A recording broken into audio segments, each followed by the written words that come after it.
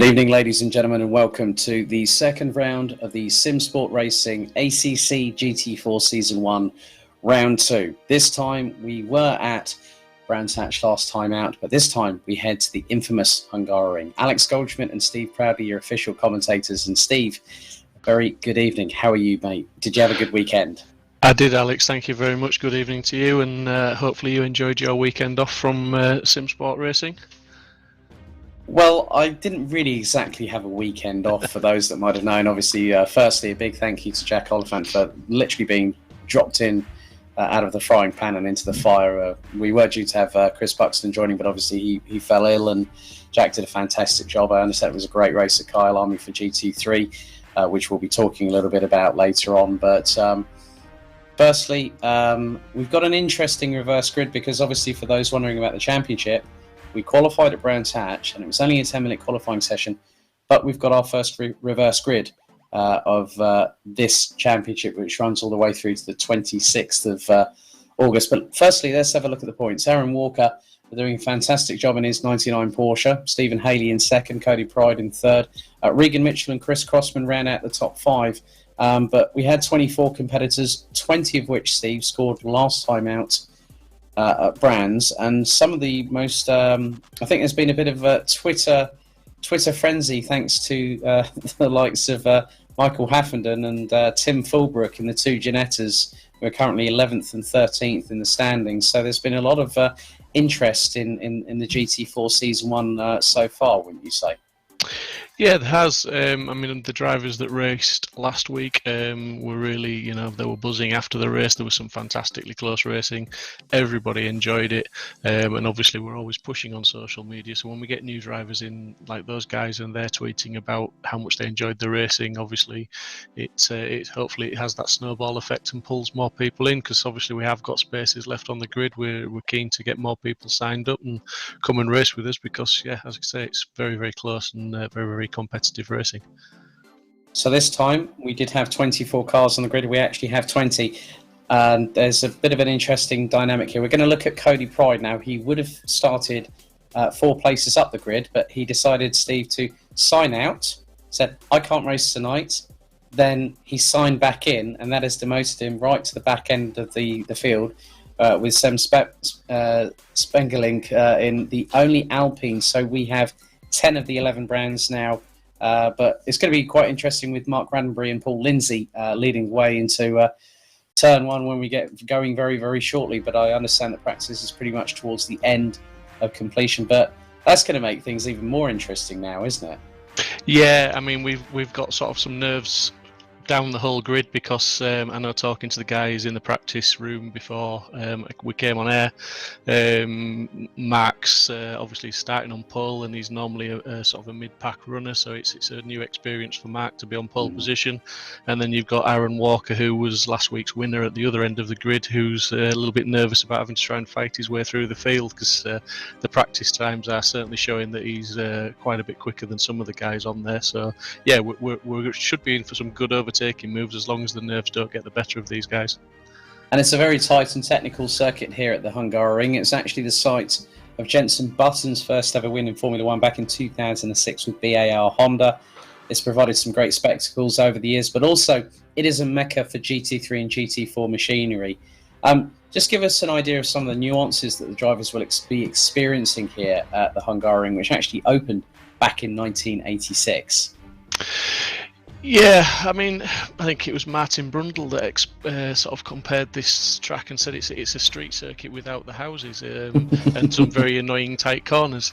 I don't think he rates the track very much, but personally I think it's great. It's a great track. Turn 1 obviously is going to be very competitive on the first lap or two, and that's going to be definitely a big overtaking point. But the GT4s, it's going to be about keeping the cars flowing, keeping everything smooth, and yes, there are lots of corners around here. There's some tight corners, but most of it is just flowing. It flows from corner to corner. I personally like the track, and it's a great experience racing here. And it does make some very, very close racing, especially with the slipstream effect down that long straight.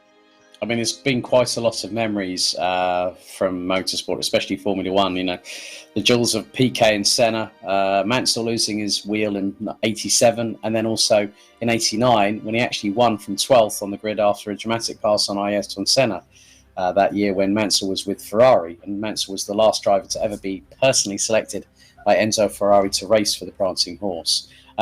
This track has also hosted the World Series by Renault. It's also hosted the DTM, the FIA World Touring Car Championship, the Hungaroring Superbike World Championship Grand Prix, and most recently the FIA GT Championship between 1998 and 2001, and also hosted it back in 2006 and 2009. It's also a track where the likes of Zsolt Baumgartner from Hungary, local to this track, and also Poland's Robert Kubica making their debut as the first F1 drivers of their countries. Robert Kubica is now the first person to have ever, from Poland, taken part in both the DTM and also Formula One, having made his debut this past week at Spa-Francorchamps with Team Orlen ART and the BMW M4. But Steve, we've got 20 competitive drivers. We've got a title race that is going to be battling over the next couple of weeks. We've got Kyle Army next week, Laguna Seca the week afterwards, and then the final round on the 26th of August is Zolder. What are your thoughts coming into the second round at the Hungaroring? As you said, it is like Monaco without the buildings in just its dynamics. Yeah, I think it's going to be a real baptism of fire for the guys, as we say, with the reverse grid. It's something we've not done before, and it will. We're all eager to see how it plays out, because we are just relying fully on drivers to be totally aware of who's around them, because they're going to be so focused on cars in front, and the guys coming from behind are obviously it's going to be 360 degrees of pressure, basically, and if it works, it's going to make for some awesome racing. But we could come away with this with a few incident reports and a few incidents for the stewards to look at. I hope not, but if you don't try these new things, then you don't move forward, you don't progress. We just wanted to be a little bit different to some of the other sim racing groups out there and try something different.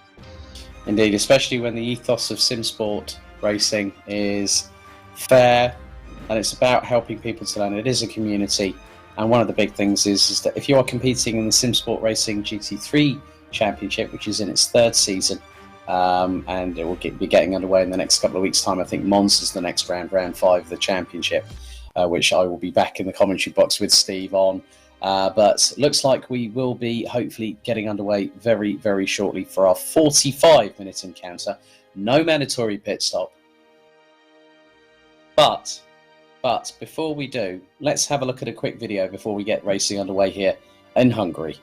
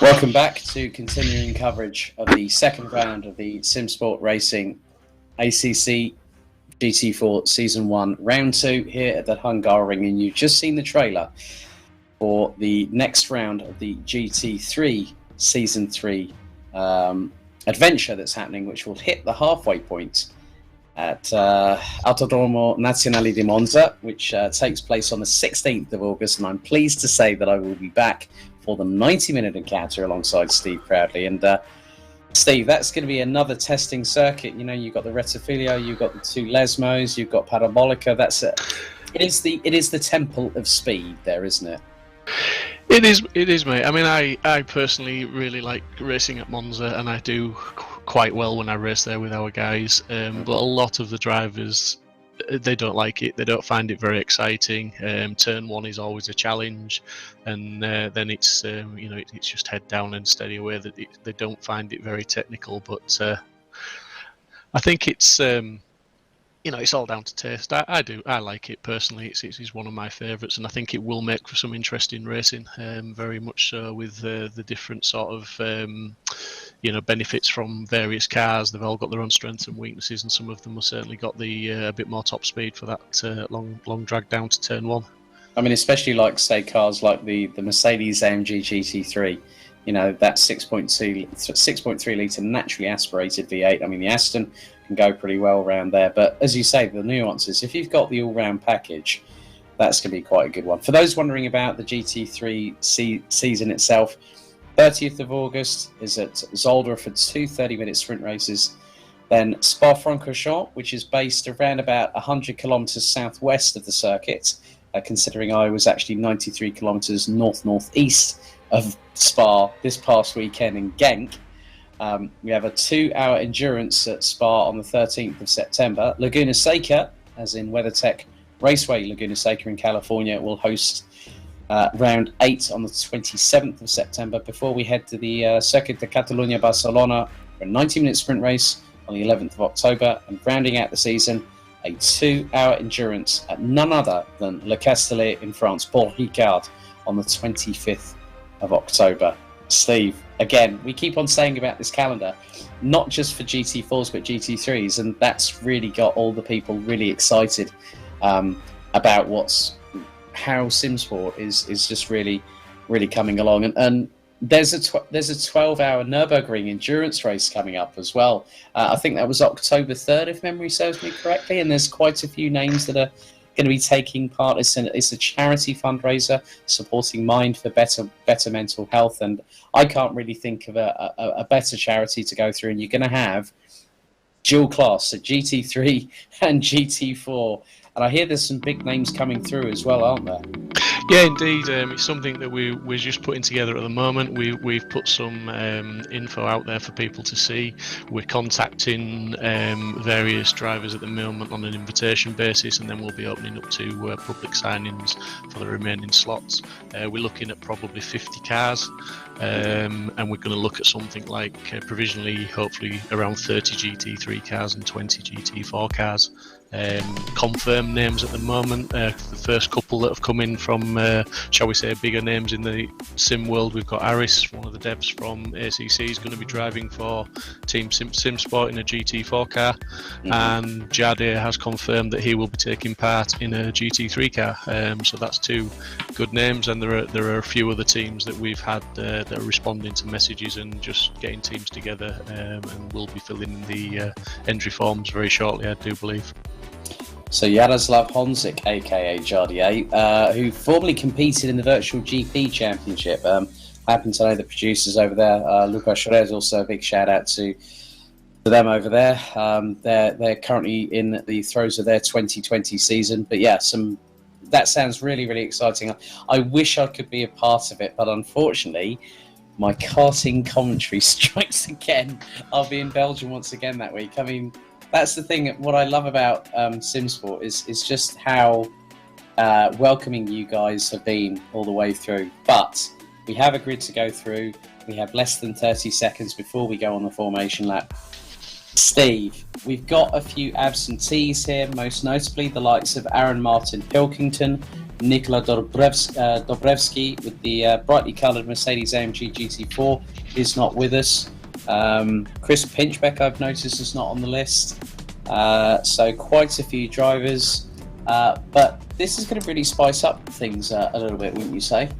Yeah, it's definitely going to spice things up a bit, and dare I say it, make it a little bit easier for some of the faster guys to come through from the back, because obviously it's less cars they're going to have to overtake. Just feel a little bit sorry for Mr. Pilkington, who was going to be on pole position, and we certainly know he probably would have had the speed to bring it home tonight if he, keep all by keeping it on the track. So yeah, I think he's the one that's losing out the most this evening, and it's really unfortunate. But I'm sure the rest of the guys are going to put on a big show for us tonight, and we're going to be in for some fantastic racing. Just a quick shout out to Mr. Haley. He's not here tonight. Obviously finished second last week. He's on family duties a week away from sim racing, which we're all missing him, and I'm sure he's missing us. He's watching the stream currently. Indeed. So the grid looks to be 19 as opposed to 20 cars that we were scheduled to have. So we're on the formation lap here at the Hungaroring. 2.722 miles, 4.381 kilometers. So your lineup is as follows for round 2 of ACC GT4 season 1 here at the Hungaroring. Mark Raddenbury in the Ginetta G55, the number 75, will start on pole position in the reverse grid race. Paul Lindsay in second in the number 21. Ranjiv Kalsi in the 47 and Angus Martin in the 31. That is row 2. Tim Fulbrook and teammate Michael Haffenden appear to be in different positions to what they should be on the grid, but Tim Fulbrook is 6th ahead of Gianluca Di Luca. Michael Haffenden will be 8th. Mark Neutelings, our good friend from the Netherlands, he is in 9th, and he's got Adam Isailovic in the Sol Chevrolet Camaro GT4. Then it's Richard Emery, David Hedges, Johan Pettersson, Chris Crossman, Regan Mitchell. Oh, and Gavin Utley is in the pit lane. So but I believe, sorry to interrupt there, I think Gavin was he was a sign out, but obviously he's decided to join, so he will have to start from the pit lane, I believe. Okay, so that puts him behind Cody Pride. But we've got Aaron Walker, Slaven Sver, who was one of the 2 DNFs along with Gavin last time out. John Aegis, he looks to be a new entry for this time. He's running in a Porsche. And then we have the first Alpine on this, the Alpine A110 GT4, Sem Spenkelink, and then we've got Cody Pride, and then Gavin Utley will be starting from the pit lane. Oh! Seconds out, round 2, as they say, as we will start making our way towards turn 12-13 this time around. So Raddenbury and Lindsay will control the pace, and let's see over the next 45 minutes who will get the upper hand. Now, Aaron Walker has got a bit of a mountain to climb, as has Cody Pride. So they come round the final corner. Raddenbury from Lindsay, Kalsi, Martin, Fulbrook, Haffenden, Bidago, De Luca, and all and sundry ready to go racing. Red lights are on the starting gantry. We now go. Do we go green here in Hungary? We are off and away. Great start from Martin, as he's going to try and power past Lindsay heading down into turn 1 as it's 3 abreast, a little bit further down the order into T1 for the first time. Everyone trying to make it nice and cleanly through. As it's 3 abreast going through that's one of the Audis trying to go through. Gianluca Di Luca has a bit of a banging door panel match with Angus Martin, who now loses around about 4 or 5 positions as a result of that. But going through into turn 2 for the first time. Raddenbury down into 2nd position. Tim Fulbrook, I think, looks to have jumped up into 2nd. So the number 862 making some good headway, as will Michael Haffenden a little bit further down the order. But a cleaner start this time around, wouldn't you say there, Steve? Yeah, considering all the fast guys are coming from the back, the first 2 corners here sometimes can be a little bit sketchy, but a little bit of door banging, not too bad. The GT4s aren't quite as fragile as the GT3s, and they don't tend to ping off into the scenery as easily. But yeah, pretty good start, really. Happy with that. Showing some good driving skills there into the first couple of corners, some good racecraft. Very, very true there, as Dave Hedges looks to be battling away with Angus Martin for position as Aaron Walker goes round the outside of Mark Neutelings in the Mercedes-AMG GT4 in the 666. Sam Spenkelink looks to be not too far behind in the 76 Alpine, as here's Chris Crossman up the inside trying to go through on Adam Isalovic through and makes the move, sticking the BMW for the minutes as Isalovic runs up towards the inside of the next corner, gets the inside on the BMW as they now come through turn 13, go into the right at 14. Crossman nearly into the entrance into the pits on that particular occasion, but now he goes back on the inside through turn 14. Hedges rounding out the top 10, now looking to try and get past. That's a good run out of the corner from Hedges. Oh, nearly gets clattered into by Isalovic coming out of the final corner. Yeah, those the faster boys that have started lower down, they aren't messing about with Dave Hedges, Chris Crossman, all making fantastic progress so far. And let's not forget, the GT4s start with no tyre warmers, so even after the end of the outlap, they're still not warm. It takes them 2 or 3 laps to get up to temperature. So they're doing an astonishing job and racing really well. So just under 42.5 minutes. There's Gianluca Di Luca in the 135 chrome, green, white and red Audi, and he's got Michael Haffenden swarming all over his back bumper as they head up into turn 4, then into the right at 5 at the top part of the circuit. Now we go on board with Di Luca, and you can just see how much they're actually working behind the wheel. It's not easy in a GT4 car, let alone a GT3, as they're coming through to the far part of the circuit, now heading through into the left at 8 and into the right at turn 9. But it's very fast, and there's a lot of momentum carrying in this circuit, I must admit, looking from the onboard on Gianluca Di Luca here, Steve. It's a lot of commitment going around this course. It is. I mean, all the practice tells it's about keeping it smooth and only scrubbing off the speed you need to scrub off, and keeping the momentum going and minimal steering inputs. Just to keep resistance at a minimum and keep the flow going. But that's Hedges looking to go down the inside maybe there? Possibly, yeah, because he's got, there's a couple of cars just in front. You've got Cody Pride going a bit wide. Crikey, that sounded like a nursery rhyme, didn't it, in its own right? But here's Haffenden trying to go side by side with Gianluca Di Luca. It just seems to be wherever you look at the moment, it's side by side. 2 by 2, side by side, hurrah! And off they went. Sorry. We digress.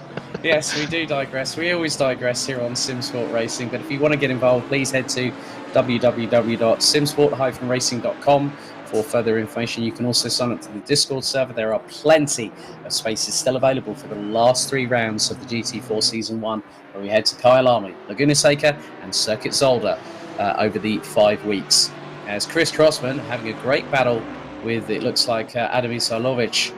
It's Adam Isalovic, but Crossman now is battling away with one of the Mercedeses. It looks like Kieran Vidago there in the number 4 he's just got past, as Isalovic now has Aaron Walker breathing down the back exhaust pipes of that Chevy Camaro.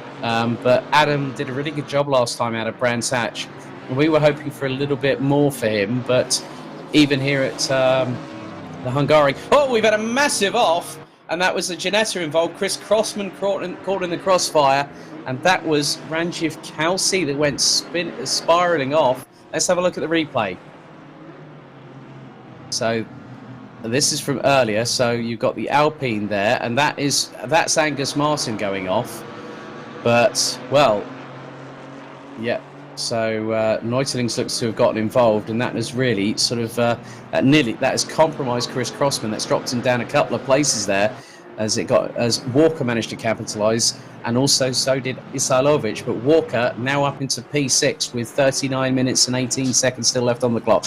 Let's have a look at this replay. Neutelings goes up the inside and sort of literally powers in as it was so you got the 29. Porsche there, and that was of Johan Pettersson and Sam Spenkelink, and that's another incident. So as much as these drivers are trying hard to keep the cars on the road, it's not been easy even after 6 minutes here, Steve. No, I mean obviously, like I say, getting the tyres up to temperature, and then the closeness of the race. And we were just saying wherever we were looking, it was side by side, so it's inevitable that somebody's going to touch somewhere and push someone a little bit wide and maybe even cause a spin. But it's still, predominantly it's still fairly clean racing, I would say. As we go to another replay now. Yeah. So. Yeah, and that's the 115 Aston Martin that goes spiralling into barriers. Richard Emery having to go into the pits to repair damage there. But even though this is a 5-round champion season, I have to say, hand on heart, I never seen so much drama in the first 10 minutes of a GT race, whether it be GT3 or GT4, as Isalovic up the inside through the chicane on Crossman, manages to go around the outside, and here comes Cody Pride. He's trying to go around the outside. Not too far behind them is Dave Hedges in the Aston Martin. Pride up the inside of Crossman there, nicely done, but Crossman's still keeping it to the outside with the foot planted in, and there comes Dave Hedges trying to make it 3 abreast through there. That would not happen because, as we both know, Steve, 3 into 1 doesn't really go. No, and I think Chris Crossman is the biggest loser from that earlier incident with when it let Aaron Walker through, because Aaron is obviously he's up to P3 now, so he's battling down for the lead. Right, so that was a very clear sign of what happened. I think Ranjiv Kalsi just lost it on his own, went across, and then there was one of the Ginettas, and I think that might have been Michael Haffenden, if I'm very much mistaken, because Tim Fulbrook in the 862 Ginetta is leading Paul Lindsay by over 2.3 seconds after just 4 laps of the Hungaroring. So here's a replay here. He just went through the chicane and lost the back end, and it stepped the 570S out and threw him into the general direction of everybody. So I was just informed by our broadcast director that Kalsi actually got a tap from behind. So that could have been why Haffenden ended up being a little bit sideways, coming out of the chicane and going a little bit wide at that corner.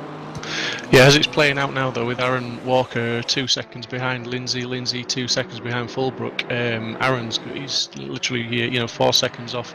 That's a gap he could possibly close down. Forget Vidago's just short of 3 seconds behind Walker.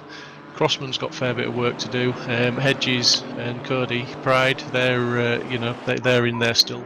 I mean, you're talking tenths of a second, so it's not over. I think that the top 6 is going to change shape a lot before the end of this race. I think there's going to be some more battling going on. Yeah, very much the case. It looks like there's quite a lot of people. I've just opened the Simsport Racing YouTube feed and got the live chat, and I've gone, right, there's quite a lot of... A few names that you might recognise on there, all the GT3 races. Especially one that someone's saying, sat in the pub, lol, can't hear the stream though. Good evening, Mr. Stephen Haley.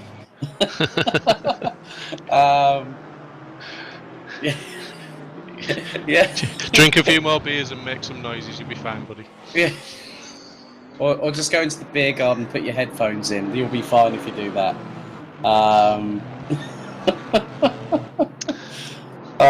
Brilliant. The amount of banter that happens on the YouTube chat is absolutely brilliant. But we've got just over 35 minutes of this race left to run. Obviously, no mandatory pit stops. We've got reverse grid races all the way through.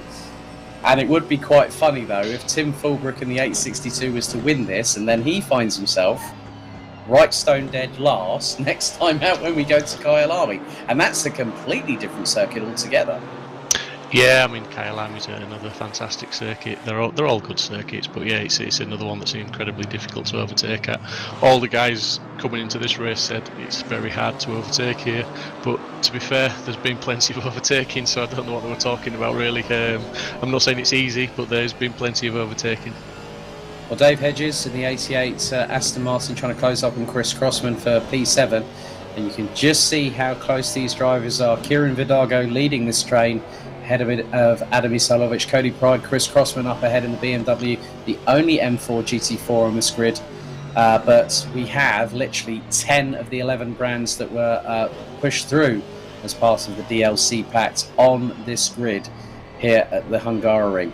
But Tim Fulbrook leads by just over 2.2 seconds.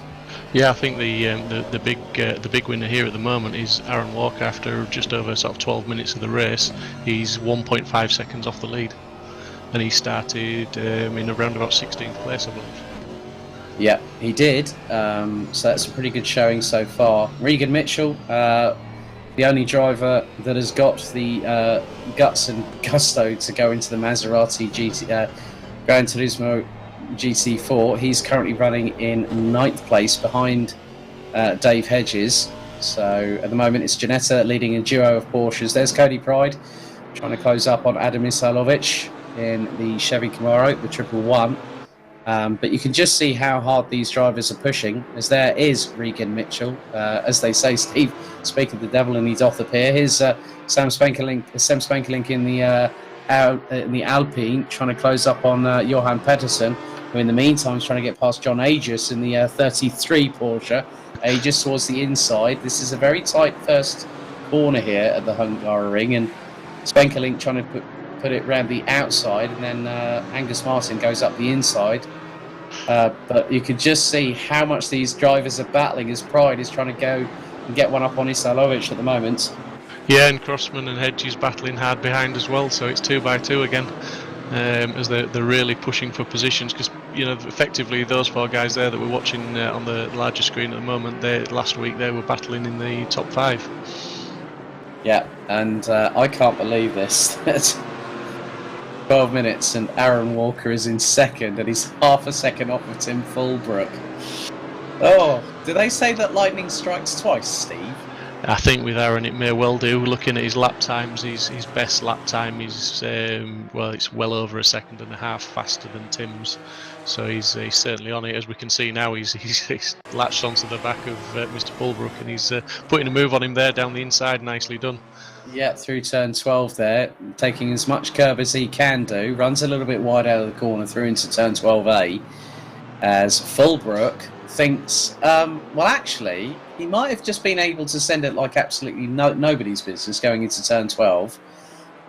And I think this might be a good test for Tim Fulbrook, if I'm honest here, because he's got 3.8 seconds between himself and Paul Lindsay in the 21. I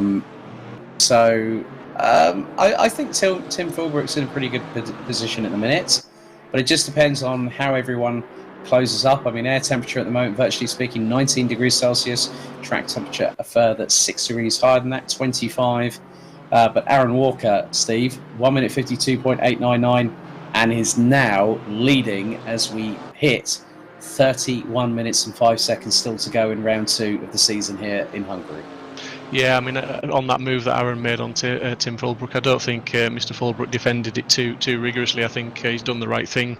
Realistically, it probably, although it was the lead of the race, he's maybe thinking, at the end of the day, this guy's going to get me. So if I let him past and I just try and tag onto the back of him and see if he can pull me along, and maybe I can keep second place. Who knows? I see Aaron. He's 1.3 in front, so he's certainly pulling a gap on him. But obviously the other guys we're looking at with Crossman here, he's another one that's going to be trying to get up to the front. They're just tripping over each other a little bit. There has to be said, these guys battling so hard. Yeah, I completely agree there with you. But at the moment, the running order, with just over half an hour of this race to go, Aaron Walker leads by 1.342 seconds ahead of Tim Fulbrook. Paul Lindsay rounds out the top 3 ahead of Kieran Vidago. Cody Pride, Adam Isailovic, Chris Crossman, who's on your screen, just ahead of Dave Hedges, and there's Regan Mitchell and the Sol Maserati rounding out the top 9. Michael Haffenden and Mark Raddenbury, they ran out the top 11 positions ahead of Johan Pettersson, who looks to have got past John Aegis. Sem Spankelink in the 76 Alpine, A110 GT4, 14th ahead of Angus Martin in 15th. Gavin Utley, Mark Neuterlings, Range of Kelsey, Richard Emery and Gianluca De Luca, the 20 that are showing on my timing screen, but obviously on the left-hand side of your screens for those watching at home, you can see that there are 19 cars. So it looks like De Luca might have, I don't know whether he's had traumas or whether he's had a technical issue or something like that, but 19 cars still running after just over 15 minutes. As we're watching from the back of Mr. Crossman's car here, looking at Dave Hedges and Regan Mitchell there, who's got the Maserati nicely warmed up. It must have taken him a few laps, but he seems to have increased his pace now that they've cleared a bit of traffic. But that BMW is certainly, it's like its bigger brother. It's very wide to get past when you wanting to be in front of it. And that's what it's all about here. Okay, this might be a fast circuit in its own right, but the drivers are trying to keep it nice and composed, not make any undue unforced errors, because the minute you do that at the Hungaroring, you are literally exposed to any kind of attack, whether it be around the outside, around the inside. Oh, Hedges looks to put his nose in up the inside through. I think that was turn 5 there, as they now have the run down to turns 6 and 7, and they're going to the left at 8, but Dave Hedges was looking very, very menacing there. He runs a little bit wide and kicks up a little bit of dirt off the grass. But Hedges was looking menacing there on Crossman for that position through into turn 5, wasn't he, Steve? Yeah, and it's all about applying the pressure, isn't it? That's what he's trying to do. He's making sure that Crossman's looking as much in his mirrors as he is looking forward. As we see Mr. Cody Pride going down the outside of Mr. Lindsay into what is turn 12, but he's not managed to get that done as they just go out of sight, but he's glued to that bumper, and he's certainly pressuring, and he's looking to make the move. Maybe he's going to get the slipstream down the start-finish straight if he can just keep close enough. I think, I wholeheartedly agree with that one, because it's about the slipstreams. Pride gets a really good run. Here comes Kieran Vidago along with this as well, and he's going to get a good tow off of Cody Pride. Pride's going to get the run down into turn 1. He's got the inside line. Vidago towards the outside could have made that possibly 3 abreast, but then Vidago might have to do a late break. If he can't do it through here, he does, and that's neatly done by the Mercedes. Yeah, past Paul Lindsay. Well, that was spot on. But then the next corner, Lindsay is going to have the advantage back again in his favour, but Vidago thinks otherwise. Isailovic, Crossman, Hedges, and now Regan Mitchell make this the Cody Pride train.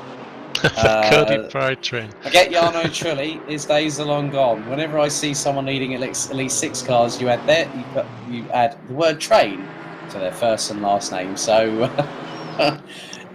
it's always entertaining when you have this kind of situation here, Steve, because it is like it's like a race circuit chess board, and you don't know who's the pawn, who's the rook, who's the queen, who's the bishop, and who's going to be the one that says checkmate at the end of the altercation. Well, yeah, I mean, they're just putting each other under so much pressure at the moment. I mean, some of the other guys that were starting at the pointy end, I'll go to another replay now.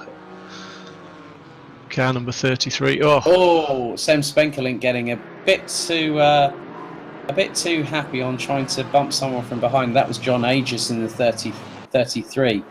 So I think that will definitely make the ears of the stewards actually prick up like the dog when they actually hear something from far away. I think the first thing they'll hear is the ping of an incident report coming into the mailbox. Yeah, it'll be like you'll hear the family fortunes buzzer, straight away they go, yeah, there we go, there's an incident just happened. Oh, who was involved? New boy. Yeah, but as I was going to say earlier, a lot of these drivers that we're watching at the moment that are in the Cody Pride train, we were saying to some of the more inexperienced drivers that were at the front of the grid tonight, don't worry about your mirrors, just drive on your racing line, and the guy behind you's got to get past. But that's easy said when you're in a position like this where there's 3 or 4, 5, 6 fast guys together. You've got to have a look in the mirror. Yep, so, there's another little turnaround there, and that is the 75 of Mark Reddenbury, and that was that the 29, I think that was involved there, so that would have been Johan Pettersson. Yeah, 29, I think Johan lost that one himself, and it was just an unfortunate that Reddenbury collected him, but yeah, Johan had already lost the back end, I think, on that one. Oh, that was very, very close between Paul Lindsay and Adam Isailovic. They're going through into turn 6 and 7. That's allowed Crossman to close back on them. Oh, great spot there by the broadcast director to pick that one up. But it was so close because you had Paul on the outside, Adam on the inside. Adam looked like he was about to lose the back end of the Chevy, but managed to keep it together. I think it was Paul. It was Paul that lost the back end, which allowed Adam to come up alongside him. And yeah, it was just as Paul sort of corrected, they made a little bit of contact. But then obviously Mr. Crossman in the BMW had to lift, and that just Constantine and those guys back up if there was any room to Constantine up anymore. As we see, Regan's starting to get a bit feisty at the back there. He's going from side to side behind Dave, just letting him know he's there, as if he's going to miss a pink and white Maserati. But Well, I mean, even if you had a satellite taking a picture for Google Maps, I don't think you could even miss Regan Mitchell's car in the livery bits. And then quickly you'll say, "Oh, hang on, that's Dave Hedges just up ahead." We've been giving Dave Hedges a little bit of stick in the Discord chat recently because he seems to be hogging the airtime on our streams at the moment. But it is just down to the great racing that he's been providing for us. Oh, that's brilliant. I'm sorry. Our broadcast director says, "Yeah, I'll just cut away from him." Oh, this is what I love about this, that we can all have a bit of a giggle and have a bit of a laugh and watch some fantastic racing. Again, just by how Regan Mitchell. Oh, Regan runs a little bit wide out of there. Now that was very, very close. Now, we've seen how this car can bite, and we saw him going sideways at Brands Hatch last time out.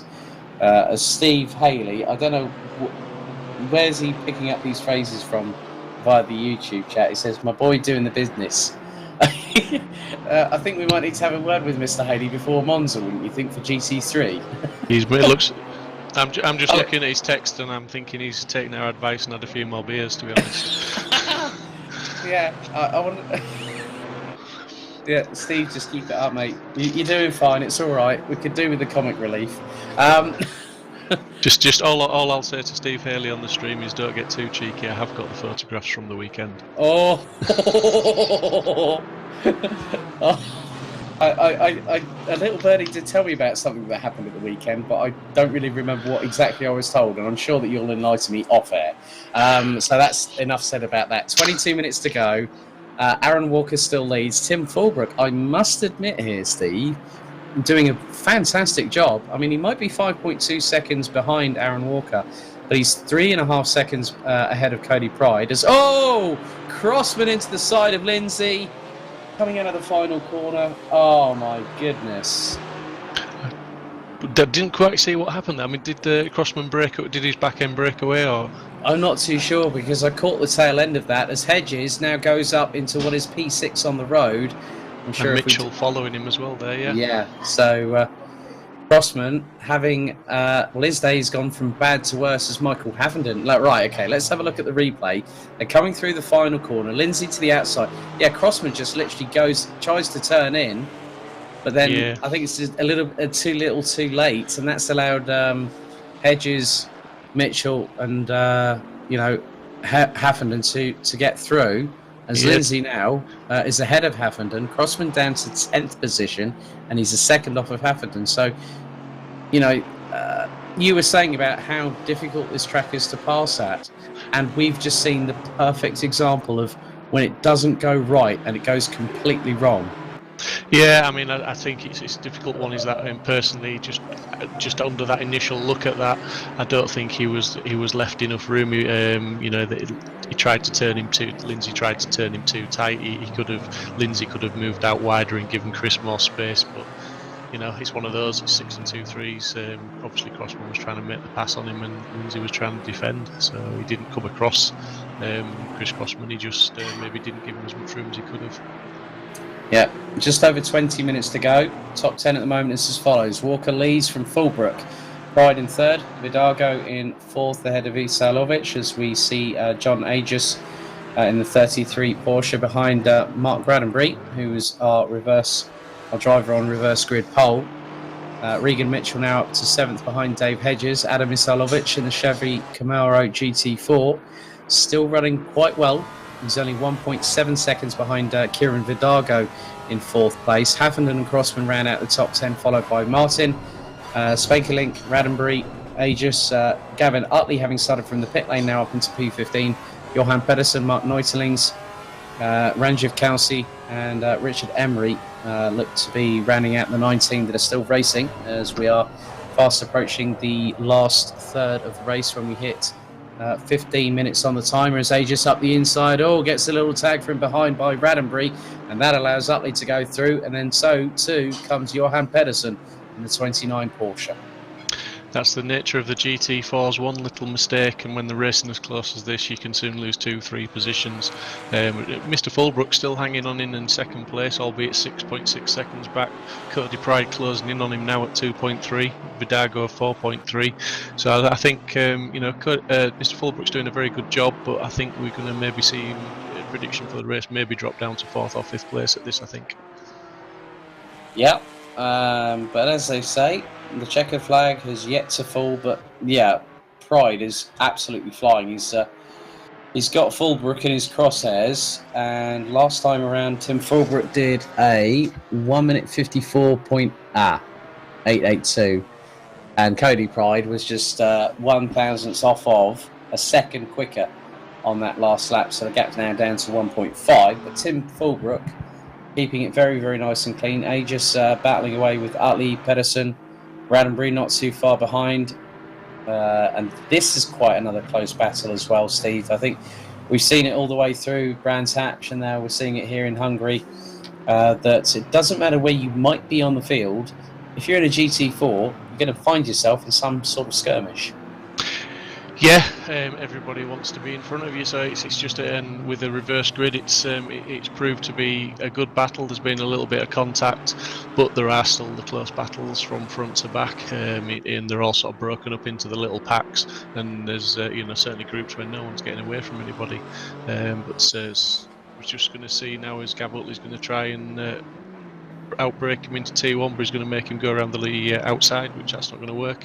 So Gav's probably going to cut back, which he does, and yeah, textbook, there you go. I think that's really the best overtaking spot that you've got here at the Hungaroring, because it's quite a deep braking zone. It's up the inside. Oh, no! That was not what Pedersen and Aegis wanted. So Pedersen tried to go past, and Aegis went, no, you don't. Yellow flag's out. That was not an incident that I don't think anyone wanted, as we see Michael Haffenden now being chased down by the recovering Chris Crossman. You can see a little bit of damage on the front of the M4. The bumper looks to be a bit bent in, and the bonnet's a little bit out of alignment, let's say. There's about a half-inch gap underneath the bottom part of the bonnet and the top part of the front grille, where it's looking very much second-hand. Yeah, Mr. Crossman will be keen to make up those places again, and be disappointed he's having to pass the same cars again now to get back to where he was. And obviously it's all about the championship, so he wants to score as many points as possible tonight. Yeah, coming into this round he was 5th in the M4 with 32 points, as Haffenden now trying to get away from Crossman, but in the meantime trying to get past Paul Lindsay for position. This is the battle for 8th place, as Haffenden looking to go a bit late breaky there. You can see that these cars do take a little bit of surface damage, as there's a lot of scuff marks on the front and rear wheel arches of the 861 Ginetta, and he's just put in a 1 minute 56.097, and Chris Crossman was actually over 3/10 slower. Paul Lindsay keeping ahead by about 1/10.5. Oh, nice move by Haffenden up the inside of Paul Lindsay as he went wide, coming down to the next corner. Lindsay has got to watch. He's going to try and go up the inside of Haffenden to retake the position, but the Ginetta stays in front. Oh, just over 15 minutes of this race remaining, and that was a cracking move by Michael Haffenden there, Steve. Yeah, the Ginetta is very good on the brakes, it has to be said, and it can carry a bit more corner speed. It's a very lightweight car, is the Ginetta, so I don't think the Porsche was ever going to outbrake him once they were alongside each other. Right, we've got a little bit of a replay there. Johan Pedersen trying to go towards the inside. Oh! And I don't know what happened there. He just went literally straight on and took John Aegis with him along the roller coaster ride. Oh, bit of a moment there for Paul Lindsay. Lindsay losing the back end of the Porsche again, but this time Chris Crossman trying to go up the inside. Can't get through, but that was definitely a new underwear moment there for Paul Lindsay on that particular moment coming through the corners. Yeah, did well to hold on to that and sort of keep it going in the right direction and not make contact with Crossman there, and as Crossman's showing him the BMW in all mirrors at the moment, I think he's going to probably get past him, certainly into T1. I think Chris will have a go, probably try the cutback manoeuvre. Yes, because you can just see how different the driving style is of Paul Lindsay in comparison with Chris Crossman. And you can see how hard, just by the way that the car is moving in terms of Paul Lindsay. And you see Chris Crossman come out of the corner. It's a very different kettle of fish altogether. As he's now going to get the rundown into turn 1. He'll keep it to as late as possible. He's now going to pull out of the slipstream, up into turn 1, up the inside of Lindsay. Lindsay trying to turn in, as Crossman now will start powering out of the corner in the BMW M4, gets the move done before they head to turn 2, having got through the apex of turn 1A. So nice work by both Michael Haffenden and Chris Crossman. Next up, that Paul Lindsay could end up facing, possibly through turn 1, could be the number 31 Audi of Angus Martin, as now Cody Pride has now got past Tim Fulbrook for second position. So Fulbrook has got about 5 seconds. He's got to try and keep that gap between himself and Kieran Vidago. But I'm just looking at the times here, Steve, and Vidago is currently around about 0.7 of a second quicker than Tim Fulbrook. So Fulbrook now really needs to respond, as we've got yellow flags with 12 3/4 minutes out. Yellow flag gets retracted. So it is down to Fulbrook to decide his destiny here in the second round of the season. Well, I think the cavalry's coming in maybe to save the day, depending. Zailovic is only sort of 7/10 off Vidago, so Vidago may have more pressing things to worry about with Adam behind him. That could slow them both down a little bit and give Fulbrook a little bit of breathing space as we move into the sort of last 12 minutes of this race. Maybe that'd be enough for him. I'm not quite sure, but we will find out very shortly. So Dave Hedges isn't far behind Zailovic. Made a real mess of his name there. Zailovic there. Hedges is only 1.3 back. He's trying to cling onto the back of them, and there's a bit of a gap then back to Regan Mitchell, who seems to have dropped off in the Maserati. Yeah, Regan Mitchell finished 4th last time around and came into this with 34 points to his credit. So it's going to be, so he will score 28, I think, because it will be the same points all the way through. It's 50 for a win. You get a point for fastest lap. But obviously we're not having pole positions. Oh, now that was a McLaren I spotted there, and John Aegis has got a drive-through penalty. So Ranjiv Kalsi, I think, has been in the trenches yet again. We saw that earlier on in the race, but now he's all the way down in 17th position, as Isalovic now closing on Vidago. So the Mercedes now has to watch what's going on, thinking, can I catch Fulbrook? Oh no, I've got a Chevrolet on my back bumper. This is not going to be great. As now Isalovic looks up the inside, and that was through into the left at turn 8. Now into the right at 9.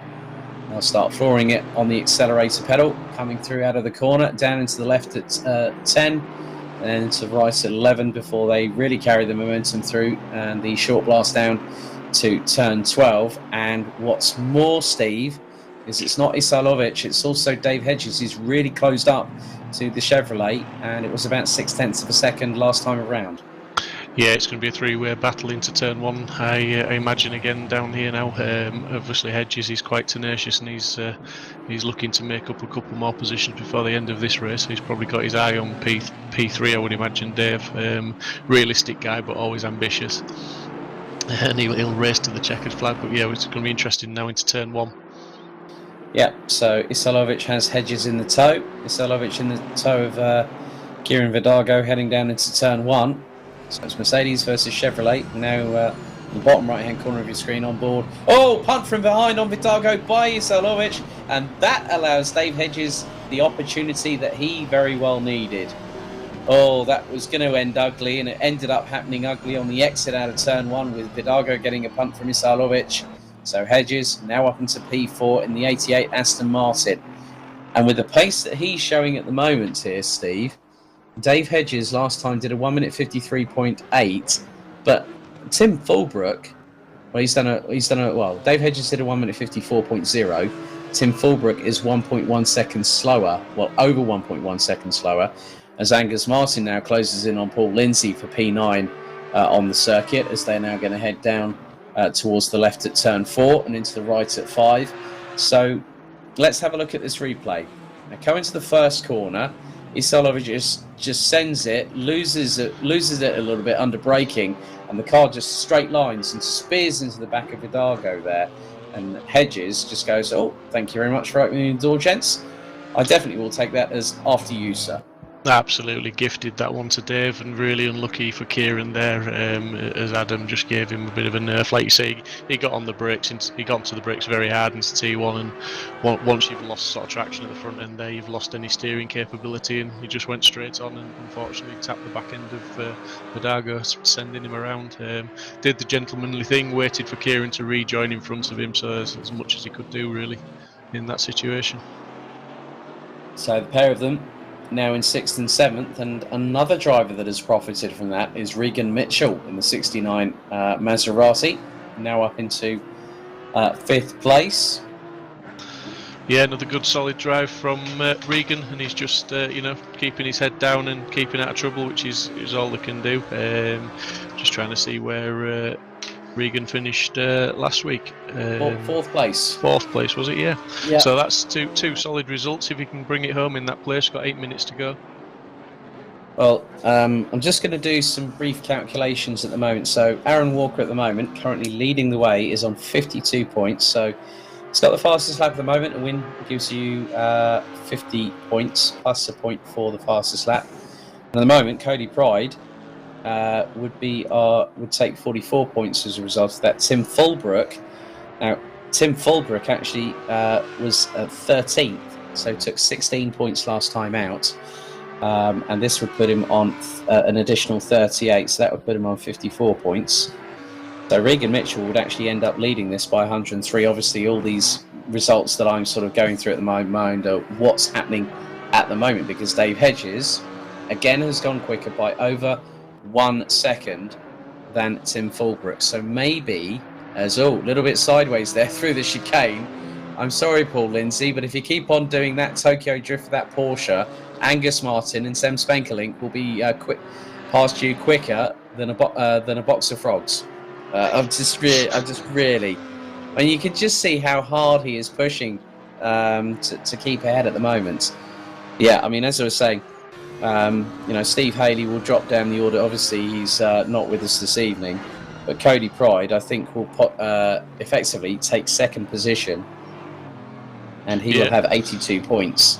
Yeah, so, that's the beauty of the reverse grid, I think, is it's going to share the championship points out. I mean, obviously we've got Aaron Walker, who's had another dominant drive, and he's 10 seconds in the lead, but the guys behind are all sort of mixed up a little bit, and there's a couple of guys in there that were further down the field last week. So the reverse grid is really working in that respect. Yeah, good to see that Sam Spankelink in the Alpine. I nearly said Audi there. Sorry. That's the problem when you got two manufacturers that have the same first initial on them. But Spankelink in the A110 GT4, I love that car. It really is a nice addition. I mean, when I saw the car, through multiple press conferences at multiple motor shows as we go on board, and it's just one of those really pays tribute to the original Alpine A110 back in the 60s and 70s when Alpine was at its top in rallying, and now we see that the Alpine brand has definitely decided to embrace GT4 with open arms, and what a beautiful car it is. Yeah, it's part of some great close racing this evening, and he's doing well to cling on to the back of those two. I've not driven the car myself in ACC, but I know some people that have, and they sort of say it lacks a little bit in top speed, but around the corners and on the brakes it does an awesome job. It's certainly got some benefits to make up for the lack of top speed. Yeah, as Spenkelink I think has got past Lindsay now, which is the case, and here's so in many respects the Alpine trying to do the best job it can. There's Mark Neuselings, there's Gavin Utley in 12th place, there's Spenkelink ahead of Paul Lindsay, as Lindsay could have gone very, very late on the brakes there, and I think that Spenkelink would have been spinning more times than a spinning top. Yeah, certainly. I certainly think he would probably Lindsay closed his eyes then a little bit on the brakes because it almost looked like he was going to be a bit rash and cause an incident. I've just had a bit of bad news, unfortunately. Michael Heffenden has said that he's had a system crash through ACC. So unfortunately, he said, "I've really enjoyed the battles, but unfortunately, my apologies to Gianluca for contact." There's an honest racing driver if ever you heard one. But his teammate Tim Fulbrook going great guns, 5.6 seconds behind Cody Pride. But Dave Hedges hasn't been making the inroads as maybe we might have thought here, Steve, because the last lap, Dave Hedges must have had a bit of a drama because he's at a 155.392.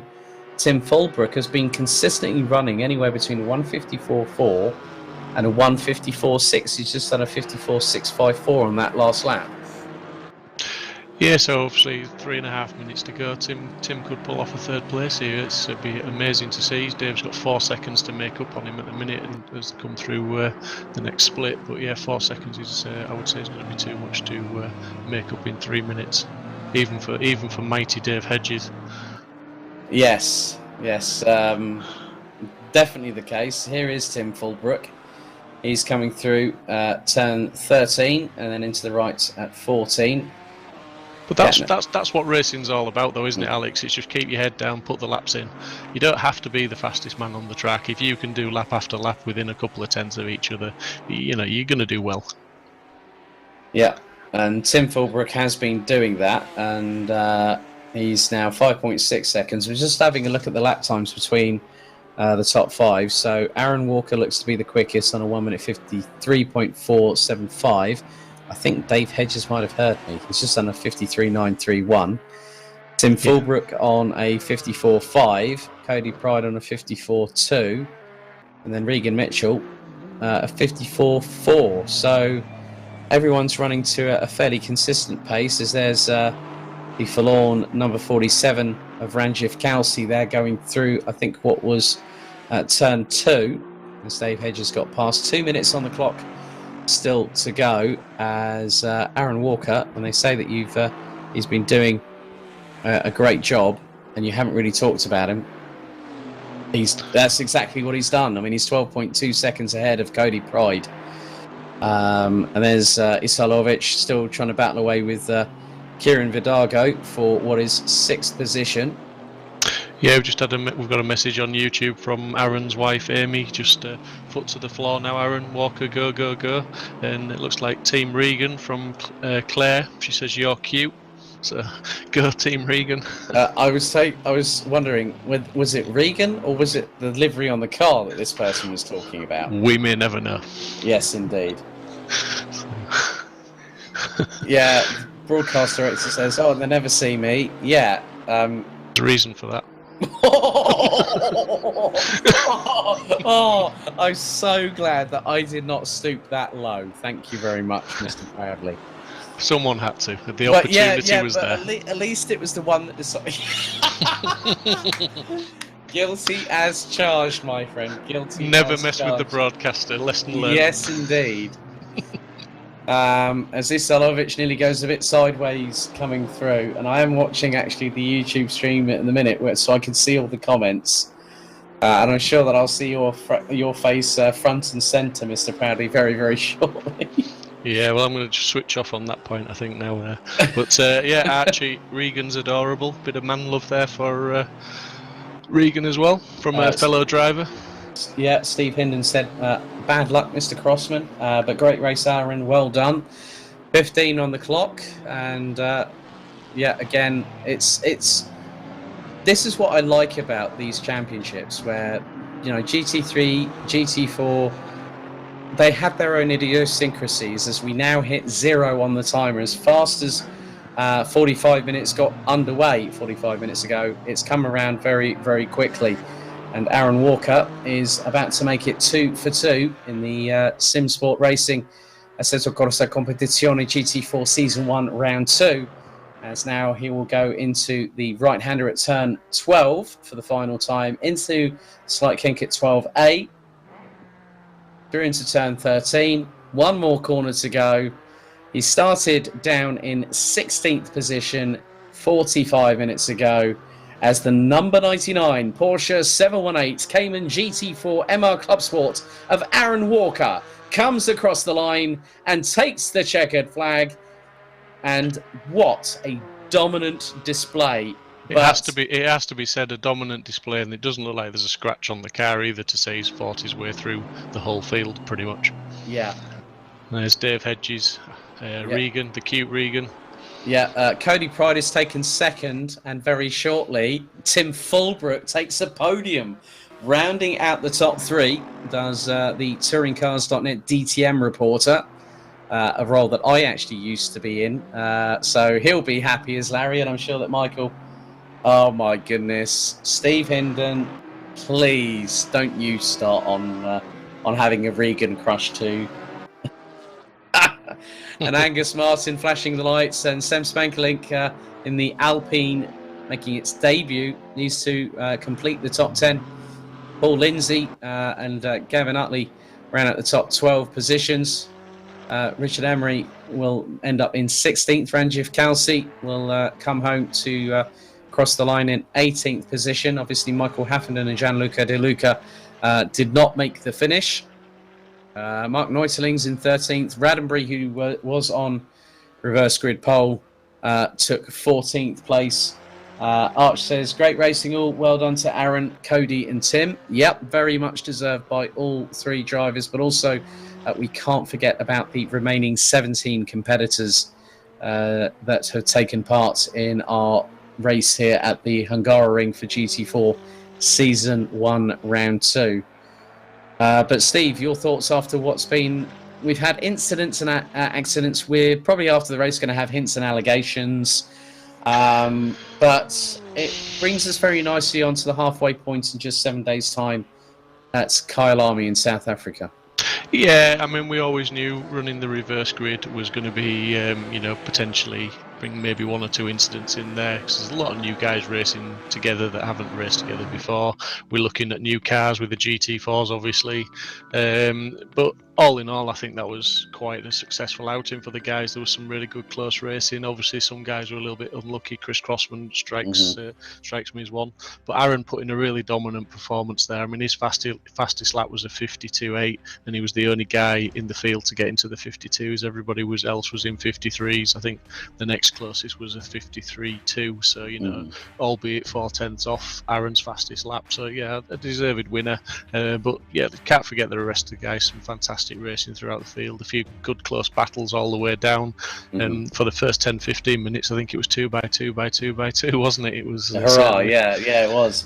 But I'm now going to head down to the interview booth to speak to some drivers, but before I do that, Steve Hinden writes on the Simsport Racing YouTube chat, great racing all, great job on the live stream, apart from the proudly extreme close-up. And I was just about to, if someone says Wayne's World, I thought I'd get in there quickly first. Yeah, thanks, Alex. That's our friendship now ended there. I'm gonna just 7 days to dig some dirt now, haven't I? You're not going to find any on me on social media. But I will now head down to the interview booth and have a chat with some drivers. So I'll be back with you in just a couple of moments, Steve. Cheers. Right, well, first things first, it's 2 for 2, Aaron Walker. A really good start. You managed to keep that car very, very clean. I think that's nigh on scratch-free, that Porsche. How do you feel now that you've taken a pretty good lead in the standings? Hey Alex, the over the moon. Bit of a crazy race. As you said, kept it fairly clean. I think I only had a bit of contact with Dave, which I'm pretty disappointed with. I need to have a look at the replay on that one, but I think he came off quite badly, so apologies to Dave. But yeah, the car's still pretty mint, I think. Now, we go to Kyle Army next week, a very different circuit. Obviously, it's going to be quite a bit more of an action fest, I think, even though we had one here at the Hungaroring. That could really spice things up for, the second reverse grid race out of 4 that we'll have this season in just a week's time. Is Kyle Army a circuit that you're looking forward to competing at, or is it one that you think might prove to be a little bit more difficult than you might anticipate? I like Kyalami, so from that perspective, I'm fine with it. I haven't tried the GT4 Porsche there, but the GT3 Porsche is very good at Kyalami. So if there's a Porsche track there, hopefully it's a Porsche track with the GT4s as well. Looking forward to it. Brilliant. Well done, Aaron. Congratulations on your second win in a row. Thank you. And we'll see you in a week's time at Kyalami. Thank you, Alex. Take care. Thanks a lot. Bye. Right. Well, next up, a former colleague of mine, TouringCars.net, who is DTM reporter, Tim Fulbrook. Buddy, on the podium, second time. Well done, mate. Great job. How do you feel? Yeah, thank you very much, Alex. I'm surprised to start off with. I didn't expect to be on the podium. I mean, I led at one point, and I felt like I'd done a bit of a Marcus Winkelhock. But anyway, at least there wasn't. Yeah, I was really happy with how that race went. I mean, had a difficult brands, and then to benefit, of course, as you do. It's the name of the game from the reverse grid. Then to be up towards the front, I kept my nose clean. I think Lindsay in front in the Cayman had a slight spin at T1, which meant I got through. But then it was just about hot lapping basically and managing my position. But yeah, really happy all round. Well done, Tim. Congratulations. Obviously, it's going to be a different order for you in the back end of the grid. And that's going to be a different conundrum all in its own right, because you've had one qualifying session, and that was at Brands Hatch. You then made it up through to finish 13th last time round, and you and Michael both got into the points. But it's going to be not so easy next time out at Kyalami, and that's a very different challenge altogether. Yeah, 100%. I mean, the Ginetta's not the best in the straight line. And here at the Hungaroring, fortunately, you've only got one real big straight to deal with. At Brands, you had a couple. I think we were losing maybe 3 or 4 tenths a lap, basically, in the straights. Go to Kyalami, and there's a lot more kind of flat, wide open spaces of track, if you like. So I'm a bit concerned how me and Mike's are going to get on. But, it's the name of the game. We have strengths in some areas, weaknesses in others. Starting at the back, I'm not expecting to be going far forwards, but I'll do what I've done in the last 2 races and wait for other people to make mistakes and take the places as they come. Well put there, Tim. Congratulations on your podium this evening. See you in a week's time at Kyalami. Brilliant. Thanks, Alex. Steve, both Aaron and Tim. This is Tim's second race with us here at Simsport. You said that there was a possibility he might get 4th, but for him to get a podium on just a second race, that just shows how quickly some people can settle. And if they're given the right opportunity, like, say, a reverse grid race, it does show that if you keep your nose clean, keep the driving style smooth and consistent, it can work out for you. Yeah, absolutely. As we kept saying through the stream, and as Mr. Fulbrook said then, he just kept his head down, he kept hot lapping, and that's what we said, keep your head down, keep hot lapping. It's down to the other guy to catch you and not make mistakes, and it's, you tend to find the guys that are pushing to catch, they've got cars to pass, and that's when the mistakes happen. And, it all played out for Tim tonight. Fantastic drive, brilliant to bring it home, and we're really, really glad at Simsport to have, guys like him joining us and racing with us, because it just enhances the group, not just on the track, but off the track. Been communicating through Twitter, he's on Discord, things like that. It's the whole community thing, and that's what we're all about. Indeed. But final thoughts, Steve, as we in 7 days' time will head to South Africa and Kyalami for round 3 of the Simsport Assetto Corsa Competizione GT4 Season 1. I'm rather looking forward to it, because obviously I did see the race that happened last time out for the last round of GT3s, but GT4s again is going to show just how well these production-based cars are going to fare around the circuit. It is, and again, it's another one of those circuits where it is key to keep your corner speed up, because you've got a few sort of reasonably long straights there. Lead corners lead into other corners and straights where you need to keep that corner speed up. And as Tim was alluding to there on the Ginetta, it's more important on cars like that, because they don't have the great top speed of some of the other cars. The big question is, will Aaron Walker be able to do it again? Because obviously he's going to be at the back, more or less at the back of the grid again. But we'll have people like Steve Haley will be back next week to maybe try and keep him honest.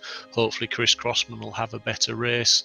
Obviously Dave Hedges will be there again, so it won't be easy for him, and the guys will get used to the reverse grids, and maybe we'll find less contact week on week as we keep doing them. But based on tonight's success, obviously I think it's something we can take forward and just keep building on, and it's provided some great racing. Definitely agree with you there, Steve. So if you do want to get involved with Simsport Racing, head to simsport-racing, I think it's .co.uk, if memory serves me correctly. .com, thank you. Because there are still plenty of spots available on the grid. I think there's around about 15 still available, maybe more than that. Obviously, we had 20 cars this evening, but from myself, Alex Goldschmidt, and Steve Proudley, your commentators for the Simsport Racing ACC GT4 Season 1, we say goodbye to the Hungaroring. We say hello to Kyle Army in just a week's time, and then on the 16th of August, GT3 roars back into action with a 90-minute encounter at Autodromo Nazionale di Monza. Good night, stay safe, and enjoy the rest of your evening. Thanks for watching. Good night.